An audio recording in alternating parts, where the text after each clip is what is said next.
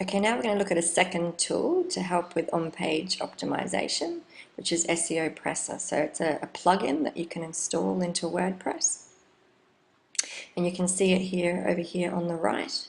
You can see for this page at the moment, pretty much everything's in red, which is often what happens when you first create a page if it hasn't been optimized in any way. seopressor, really useful when it comes to just, I suppose, to continue to remind yourself what you actually need to have on your page. So we have a look at the first one here. It says you don't have an H1 tag containing your keyword. So what we would need to do is potentially have something like self-acceptance. And then we change that to a heading 1.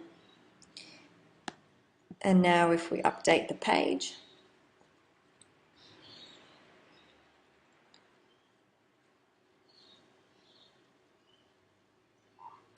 you will very shortly see that you have a green tick now for having a H1 tag containing your keyword. So you can use seopressor on pages that you already have set up on your site.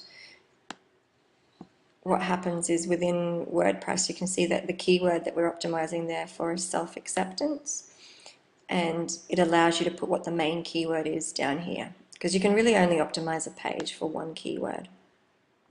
Okay, so then we'll go through, do the same thing. We put an H2 tag somewhere, an H3 tag somewhere. It's saying that there's not enough keywords to bold and not enough keywords to underline, which basically means you just need to add a whole lot more keywords into the page.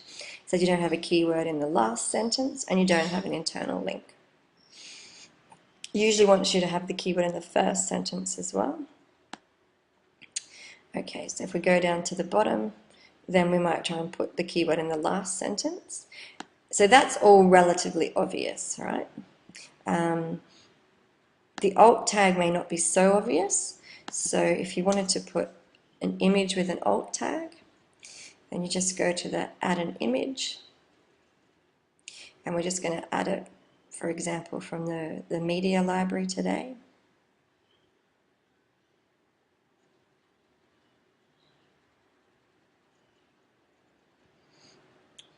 Okay.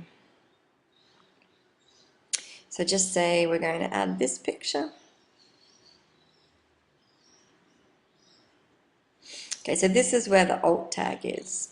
So this picture has a title, spiritual healing. You can keep that or you can change that. It's a good idea to put a little dash in between, otherwise sometimes you get like a percentage thing coming up between the words.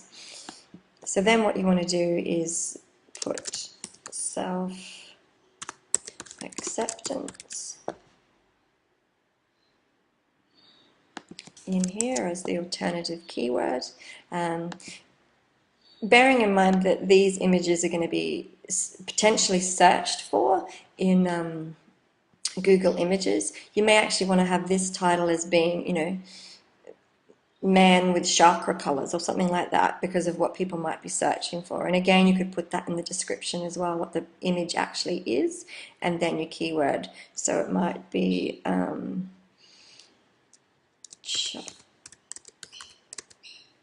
chakra colors, self-acceptance, or something like that in the description. And then obviously you can choose how big you want it to be, and then you can insert that into the post. So now if we update it,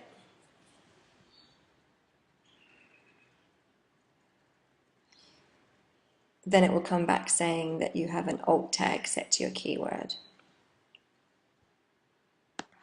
Now if we quickly look at another page on the site, okay, so this page is Healing Brisbane.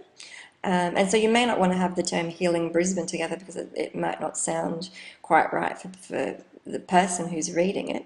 So you can see on this page we've put brackets around it. Now if you put brackets or dashes, Google will still be able to find it, but just in seopressor it doesn't actually like the brackets or the little dashes. So just be aware of that. You may still have lots of red, but you know that you've actually